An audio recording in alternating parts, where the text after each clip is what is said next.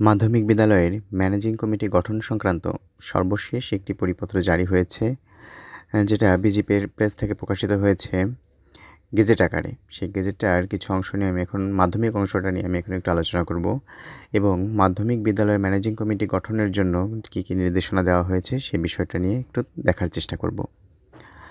তাহলে প্রথমেই আছে ম্যানেজিং কমিটি গঠন। নিম্নবর্ণিত সদস্য সমন্বয়ে ম্যানেজিং কমিটি গঠিত হইবে। প্রথমে আছে একজন সভাপতি, তার মানে ম্যানেজিং কমিটিতে একজন সভাপতি থাকবেন। দ্বিতীয়তে আছে সাধারণ শিক্ষক প্রতিনিধি। মাধ্যমিক স্তরের বেসরকারি শিক্ষা প্রতিষ্ঠানের ক্ষেত্রে মাধ্যমিক স্তরের সকল শিক্ষকের মধ্য হইতে উক্ত স্তরের সকল শিক্ষকের ভোটে নির্বাচিত 2 জন সাধারণ শিক্ষক প্রতিনিধি। তবে শর্ত থাকে যে মাধ্যমিক স্তরের কোনো বেসরকারি শিক্ষা প্রতিষ্ঠানে প্রাথমিক স্তর সংযুক্ত থাকিলে মাধ্যমিক স্তরের শিক্ষকগণের মধ্য হইতে তাহাদের ভোটে একজন সাধারণ শিক্ষক প্রতিনিধি এবং প্রাথমিক স্তরের শিক্ষকগণের মধ্য হইতে তাহাদের ভোটে একজন সাধারণ শিক্ষক প্রতিনিধি নির্বাচিত হইবেন। তার মানে শিক্ষক প্রতিনিধি হচ্ছে 2 জন, সে 2 জন হচ্ছে শিক্ষকদের ভোটে নির্বাচিত হবে। এই 2 জন শিক্ষক প্রতিনিধির ভিতরে কিন্তু শুধুমাত্র পুরুষ শিক্ষক না, মহিলা শিক্ষকও অংশগ্রহণ করতে পারবেন যদি প্রয়োজন হয়। এবং যদি এখানে প্রাথমিক স্তর সংযুক্ত থাকে তাহলে মাধ্যমিক স্তরের শিক্ষকদের ভোটে একজন শিক্ষক প্রতিনিধি নির্বাচিত হবে এবং প্রাথমিক স্তরের শিক্ষকদের ভোটে একজন শিক্ষক প্রতিনিধি নির্বাচিত হবেন। নিম্ন মাধ্যমিক পর্যায়েও সেম একই বিষয়, মাধ্যমিক এবং নিম্ন মাধ্যমিক পর্যায়ে শিক্ষক প্রতিনিধি নির্বাচনের ক্ষেত্রে একই বিষয় অবলম্বন করা হবে। তারপরে আছে সংরক্ষিত মহিলা শিক্ষক প্রতিনিধি। মাধ্যমিক স্তরের বেসরকারি শিক্ষা প্রতিষ্ঠানের ক্ষেত্রে মাধ্যমিক স্তরে মহিলা শিক্ষক থাকা সাপেক্ষে কেবল মহিলা শিক্ষকগণের মধ্য হইতে উক্ত স্তরের সকল শিক্ষকের ভোটে নির্বাচিত একজন সংরক্ষিত মহিলা শিক্ষক প্রতিনিধি। তবে শর্ত থাকে যে মাধ্যমিক স্তরের কোনো বেসরকারি শিক্ষা প্রতিষ্ঠানের প্রাথমিক স্তর সংযুক্ত থাকিলে উক্ত মহিলা শিক্ষক প্রতিনিধি উভয় স্তরের মহিলা শিক্ষকগণের মধ্য হইতে উভয় স্তরের সকল শিক্ষকের ভোটে নির্বাচিত হইবেন। তার মানে মহিলা শিক্ষক প্রতিনিধি হবে একজন এবং মহিলা শিক্ষক প্রতিনিধি নির্বাচনের ক্ষেত্রে নির্বাচিত করবেন মহিলা শিক্ষকেরা ভোট দিয়ে।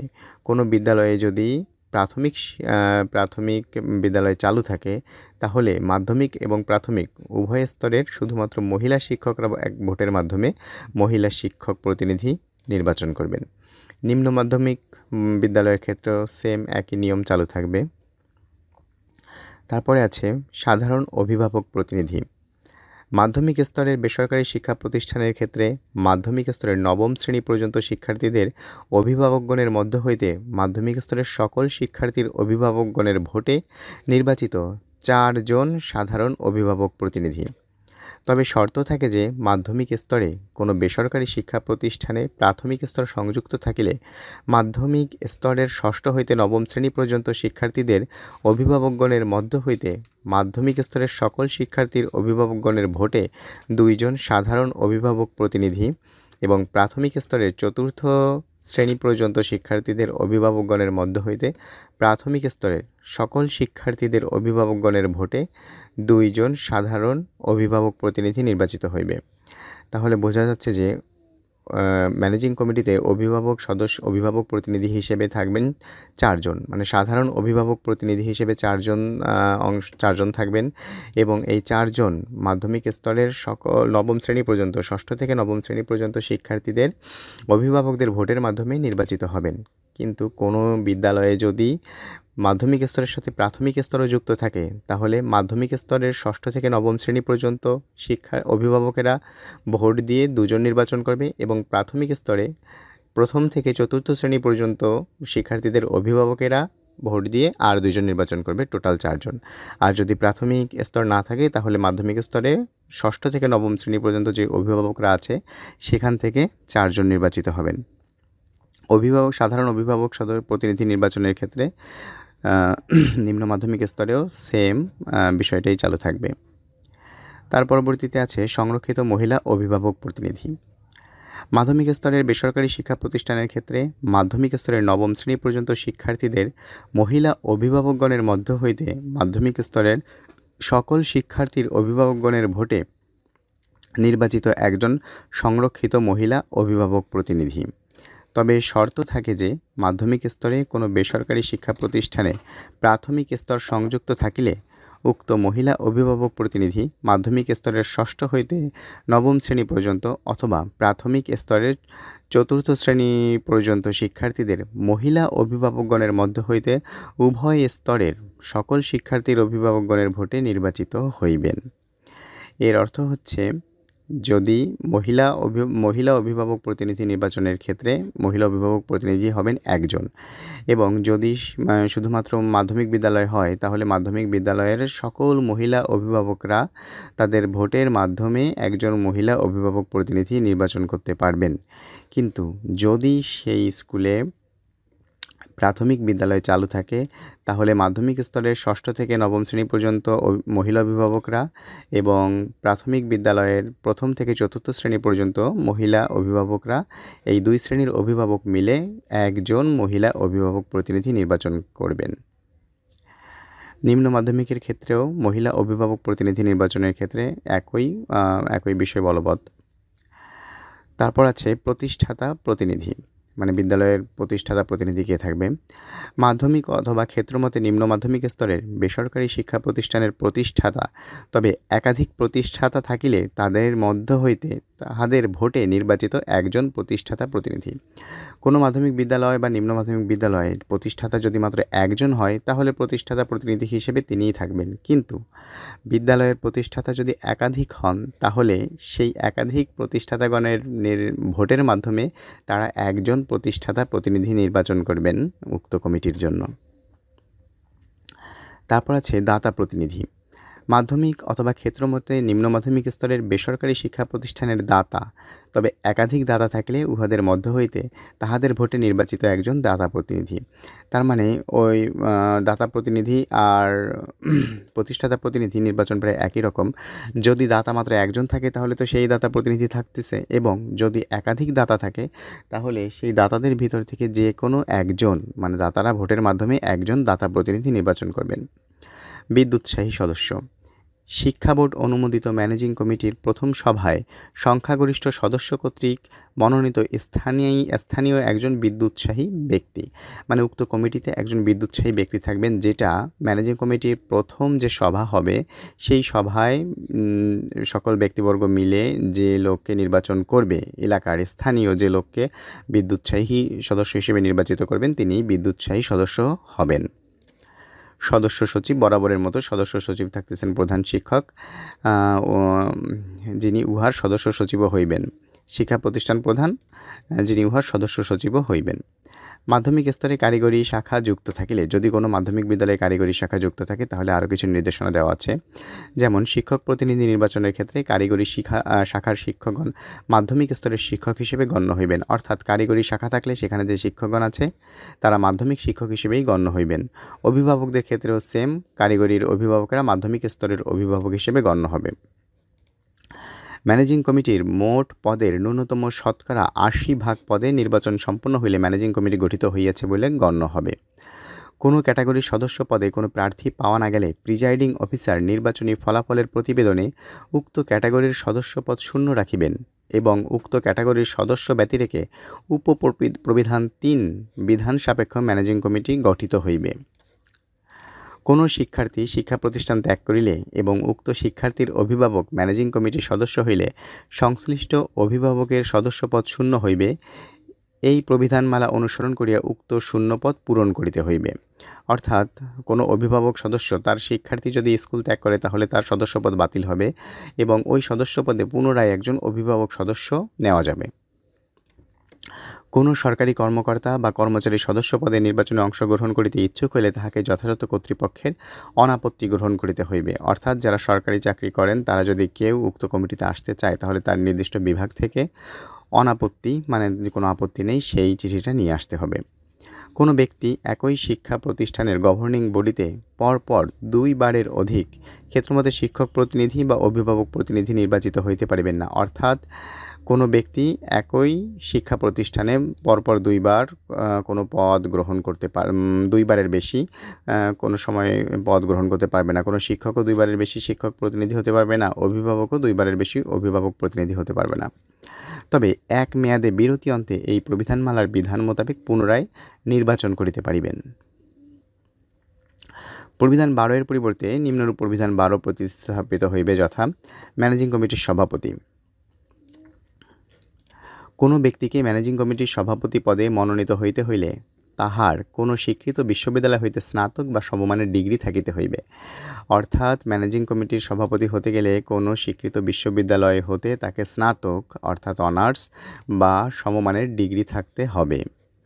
কোনো ব্যক্তি একই বেসরকারি শিক্ষা প্রতিষ্ঠানের ম্যানেজিং কমিটিতে একাধিক্রমে 2 বারের অধিক মনোনীত হইতে পারিবেন না, তবে এক মেয়াদ বিরতি অন্তে তিনি পুনরায় মনোনীত হইতে পারবেন। অর্থাৎ পরস্পর 2 বছর কেউ সভাপতি হতে পারবে না 2 বারের বেশি। মানে কোনো ব্যক্তি একই বেসরকারি শিক্ষা প্রতিষ্ঠান ম্যানেজিং কমিটিতে একাধিক্রমে 2 বারের অধিক অর্থাৎ একসাথে 2 বারের বেশি সভাপতি হতে পারবে না, কিন্তু তারপর সে হয়তো গ্যাপ দিয়ে 1 বছর বা 2 বছর যদি সে সভাপতি না হয়, তারপরে পরবর্তীতে আবার সভাপতি হওয়ার যোগ্যতা অর্জন করবেন। কোনো ব্যক্তি 2টির অধিক একই ধরনের বেসরকারি শিক্ষা প্রতিষ্ঠানের ম্যানেজিং কমিটির সভাপতি মনোনীত হইতে পারিবেন না এবং যে কোনো ধরনের মোট 3টির অধিক বেসরকারি শিক্ষা প্রতিষ্ঠানের ম্যানেজিং কমিটি বা গভর্নিং বোর্ডের সভাপতির দায়িত্ব পালন করিতে পারিবেন না। অর্থাৎ এখানে বলা হয়েছে যে একজন সভাপতি সে বেসরকারি স্কুলের যদি সভাপতি হয় মাধ্যমিক বিদ্যালয়ের, সে আর দ্বিতীয় কোনো মাধ্যমিক বিদ্যালয়ের সভাপতি হইতে পারবে না। কারণ 2-এর অধিক অর্থাৎ সে 2টা বিদ্যালয়ের কোনো ব্যক্তি 2টির অধিক একই ধরনের বেসরকারি শিক্ষা প্রতিষ্ঠানের ম্যানেজিং কমিটির সভাপতি মনোনীত হইতে পারবেন না। অর্থাৎ সে সর্বোচ্চ 2টা স্কুলের সভাপতি হতে পারবেন, কিন্তু তার বেশি পারবেন না। কিন্তু আর বেসরকারি অন্যান্য ধরনের স্কুল ছাড়া অন্যান্য ধরনের বেসরকারি যে কোনো 3টা প্রতিষ্ঠানের ম্যানেজিং কমিটির দায়িত্ব পালন করিতে পারিবেন না। 3টার বেশি কোনো কমিটির দায়িত্ব পালন করতে পারবেন না। তারপর আছে ম্যানেজিং কমিটির সভাপতি মনোনয়ন। এখানে একটু মনোনয়ন দেওয়ার বিষয়ে বিস্তারিত বলা হয়েছে।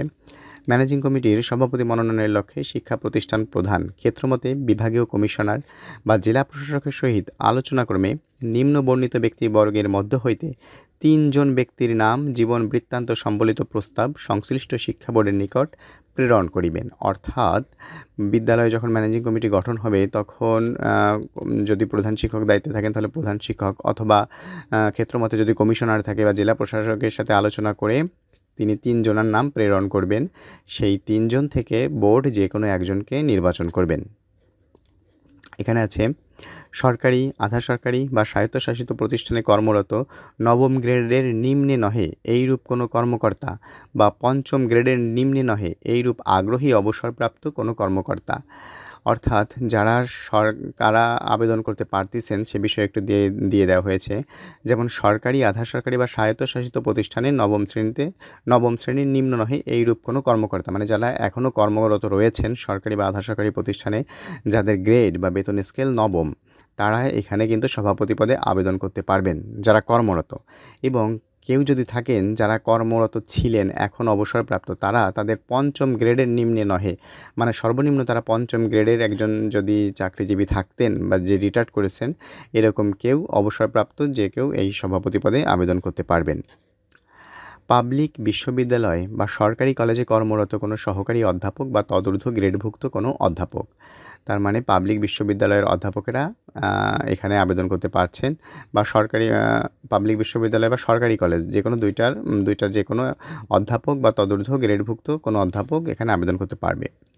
সংশ্লিষ্ট বেসরকারি শিক্ষা প্রতিষ্ঠানের প্রতিষ্ঠাতা, মানে বেসরকারি যে শিক্ষা প্রতিষ্ঠান সেই শিক্ষা প্রতিষ্ঠান যে প্রতিষ্ঠা করছে সেই প্রতিষ্ঠাতাও কিন্তু এখানে সভাপতি পদে আবেদন করতে পারবে। এবং এমবিবিএস অথবা প্রকৌশল বা কৃষি সহ যে কোনো কারিগরি বিষয়ে 4 বৎসর মেয়াদী স্নাতক ডিগ্রি সহ সরকারি, আধা সরকারি বা স্বায়ত্তশাসিত প্রতিষ্ঠানে কর্মরত নবম গ্রেডের নিম্নে নহে এরূপ কোনো কর্মকর্তা বা পঞ্চম গ্রেডের নিম্নে নহে এরূপ আগ্রহী অবসরপ্রাপ্ত কোনো কর্মকর্তা। এখানে আরেকটা বিষয় দিয়েছে যেখানে এমবিবিএস ডাক্তার অথবা ইঞ্জিনিয়ার অথবা কৃষি অনুষদে যারা 4 বছর মেয়াদি ডিপ্লোমা করেছেন তারাও আবেদন করতে পারবেন, কিন্তু কর্মজীবনে তারা অবশ্যই নবম গ্রেডের হতে হবে, অথবা তারা যদি এই মুহূর্তে অবসরপ্রাপ্ত হন তাহলে তাদের গ্রেড কিন্তু পঞ্চম গ্রেডে গিয়ে যে তারা অবসর নিয়েছে সেই পঞ্চম গ্রেডের নিচে হলে কিন্তু আর তারা আবেদন করতে পারবে না। তবে শর্ত থাকে যে সভাপতি পদে প্রস্তাবিত ব্যক্তিগণের নামের তালিকাক্রমে মনোনয়নের ক্ষেত্রে কোনোভাবেই অগ্রাধিকারক্রম হিসাবে গণ্য হইবে না। শিক্ষা বোর্ড উপপ্রবিধান 1-এর অধীনে প্রস্তাবিত ব্যক্তিবর্গের মধ্য হইতে একজনকে ম্যানেজিং কমিটির সভাপতি মনোনীত করিবে। তার মানে শিক্ষা বোর্ডই যে কোনো একজনকে, 3 জনকে দেওয়া হবে, সেই 3 জন থেকে যে কোনো একজনকে শিক্ষা বোর্ড মনোনয়ন দিবে।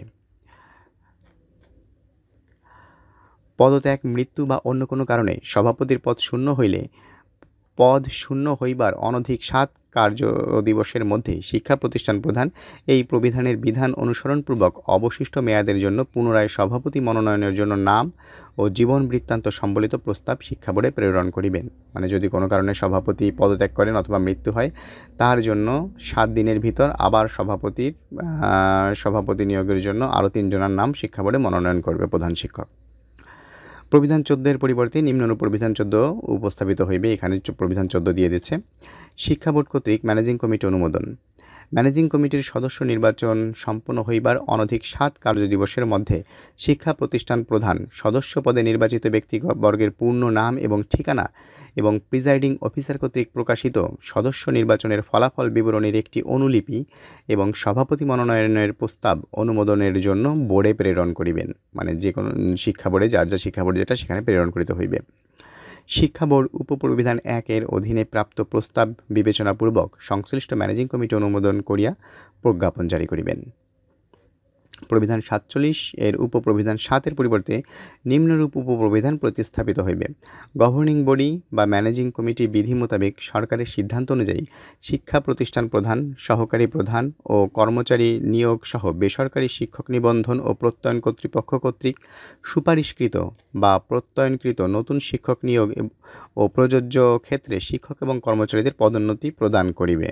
তাহলে এখানে গভর্নিং বডির যে ধরনের কাজ আছে সেটা একটু বিস্তারিত বলে দেওয়া হয়েছে। প্রবিধান 64-এর উপপ্রবিধান 3 পরিবর্তে নিম্নরূপ উপপ্রবিধান 3 এবং 3ক প্রতিস্থাপিত হইবে। অ্যাডহক কমিটির সভাপতি মনোনয়নের লক্ষ্যে উপপ্রবিধান 3-এর কতে উল্লেখিত শিক্ষাগত যোগ্যতা সাপেক্ষে শিক্ষা প্রতিষ্ঠান প্রধান ক্ষেত্রমতে বিভাগীয় কমিশনার বা জেলা প্রশাসকের সহিত আলোচনাক্রমে নিম্নবর্ণিত ব্যক্তিবর্গের মধ্য হইতে 3 জন ব্যক্তির নাম জীবন বৃত্তান্ত সম্বলিত প্রস্তাব সংশ্লিষ্ট শিক্ষা বোর্ডের নিকট প্রেরণ করিবে। তার মানে অ্যাডহক কমিটি গঠন করার জন্য প্রধান শিক্ষক 3 জনের নাম এবং জীবন বৃত্তান্ত শিক্ষা বোর্ডে পাঠাবেন। সেখান থেকে শিক্ষা বোর্ড যে কোনো একজনকে অ্যাডহক কমিটির সভাপতি নির্বাচন করবে। এবং সেখানে আরও কিছু শর্ত দিয়ে দিচ্ছে। সরকারি, আধা সরকারি বা স্বায়ত্তশাসিত প্রতিষ্ঠানে কর্মরত নবম গ্রেডের নিম্নে নহে এইরূপ কোনো কর্মকর্তা বা পঞ্চম গ্রেডের নিম্নে নহে এইরূপ আগ্রহী অবসরপ্রাপ্ত কর্মকর্তা। তার মানে একই ম্যানেজিং কমিটি বা অ্যাডহক কমিটি, দুটা কমিটির ক্ষেত্রেই একই নিয়ম চালু করেছে। দ্বিতীয়তে লিখেছে পাবলিক বিশ্ববিদ্যালয় বা সরকারি কলেজে কর্মরত কোনো সরকারি অধ্যাপক বা তদূর্ধ্ব এই একই বিষয়। হ্যাঁ, ম্যানেজিং কমিটি এবং অ্যাডহক কমিটি নির্বাচনের ক্ষেত্রে, সভাপতি নির্বাচনের ক্ষেত্রে একই বিষয় এখানে রাখা হয়েছে। যেমন চাহিদা ম্যানেজিং কমিটির ক্ষেত্রেও সভাপতির ক্ষেত্রে যে চাহিদা দেওয়া হয়েছে এবং অ্যাডহক কমিটির সভাপতির ক্ষেত্রেও সেই একই চাহিদা দেওয়া হয়েছে।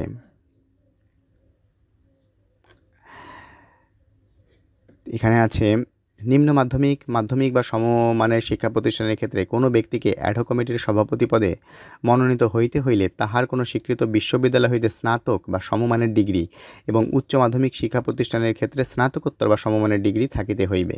তার মানে যদি কলেজ শাখা হয় তাহলে অবশ্যই তাকে মাস্টার্স পাস হতে হবে এবং স্কুলের জন্য তাকে স্নাতক বা অনার্স পাস হলে হবে, অনার্স বা ডিগ্রি পাস হলেই হবে। প্রবিধান 74-এর পরিবর্তে নিম্নরূপ প্রবিধান 74 প্রতিস্থাপিত হইবে। অসুবিধা দূরীকরণ।